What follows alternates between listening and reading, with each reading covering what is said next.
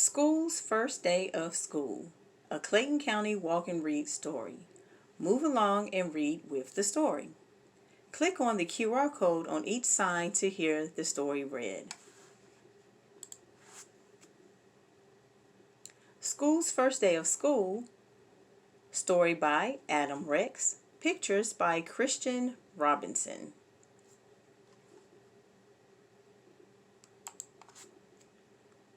That summer, they dug up the big field and poured the foundation and set brick on top of brick until they built a school. Dig a big hole to the next sign. A sign above the door read, Frederick Douglass Elementary. That's a good name for me, thought the school. Walk through the school doors and go to the next sign. Most days, a man named janitor came to mop the school and buff his floors and wash his windows. This is nice, the school said to the janitor. Just the two of us. Won't be just us for long, said the janitor. Soon the teachers will come, and then you'll be filled with children. Scrub windows to the next sign. The school creaked. Children? All kinds of children. They'll come to play games and to learn. Oh, said the school, will you be here? You'll see me after the school day is over, said the janitor. Don't worry, you'll like the children. But the school thought that the janitor was probably wrong about that. Bounce a ball to the next sign. Then they came, the children did, and there were more of them than the school could possibly have imagined. Run in a zigzag line to the next sign. They got everywhere.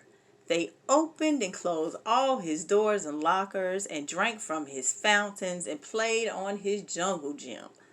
So that's what that is for, thought the school. Swing from the rings to the next sign.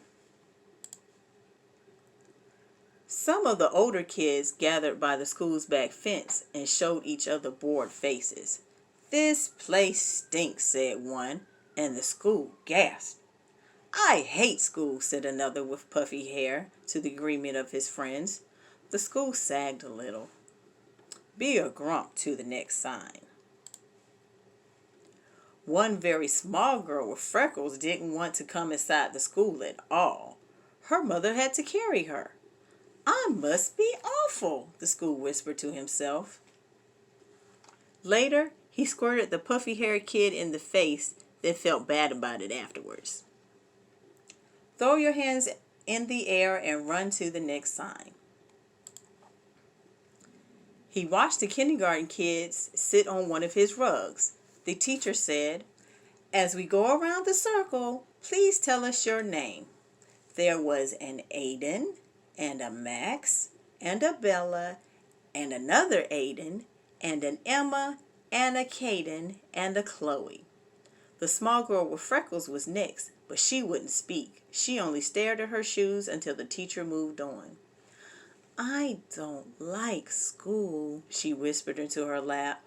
Well, thought the school, maybe I don't like you either. Turn in circles to the next sign. The children were in their chairs finally, but just as the school was starting to relax, his fire alarm sounded, and all the children exited and walked to the other side of the field and stared at him. He was so embarrassed. He held his doors open for them when they returned. Sorry, he said as the first child entered. Sorry, sorry, sorry, he told them all, even the girl with freckles. Run as fast as you can to the next sign. At 12 o'clock, the school was filled with food. At 12:30, the school was filled with garbage. At one table, a boy told a funny joke, and another boy laughed so hard that milk came out of his nose. Now I'm covered with nose milk, thought the school. He had to admit that it was a pretty funny joke, though. Even the girl with freckles laughed. Laugh or eat to the next sign. After lunch, the kindergarten kids learned about shapes. A rectangle has 4 sides, said the teacher. 1, 2, 3, 4. And a square has 4 sides too. In fact, a square is actually a special kind of rectangle. Wow, said the school. I didn't know that. Draw shapes in the air to the next sign. Afterward, the children made pictures with glitter and paste. The girl with freckles made a picture of the school. It looks just like me, thought the school, except glittery. It's like she's known me all my life. Do you think I could have your picture? The teacher asked her. Don't tell anyone, but I think it's the best. The school thought she was probably right about that.